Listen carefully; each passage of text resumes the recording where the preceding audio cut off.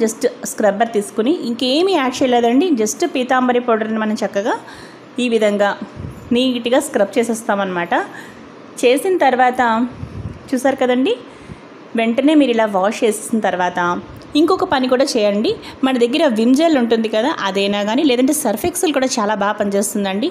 దానితో పాటు ఒక్కసారి మనం చూసారు కదా, సర్ఫ్ ఎక్సెల్ కానీ లేదంటే విమ్ జెల్తో కూడా ఒక్కసారి ఈ విధంగా నీట్గా స్క్రబ్ చేసేయండి. దాని తర్వాత మనకి ఇవి మంచి స్మెల్ కూడా ఉంటాయి.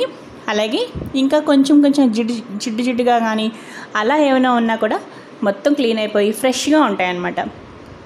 చూసారు కదండి, పీతాంబరి పౌడర్ తోటి ఒక్కసారి నీట్గా స్క్రబ్ చేసిన తర్వాత అనుకుంటున్నాను. ఈ వీడియో మీకు బాగా నచ్చినట్లయితే లైక్ చేయండి, షేర్ చేయండి. అలాగే లావణ్యాస్ లైఫ్ స్టైల్ ఛానల్ని సబ్స్క్రైబ్ చేసుకోండి. మరో మంచి వీడియోతో కలుస్తాను. Bye friends, keep on watching Lavanya's life style.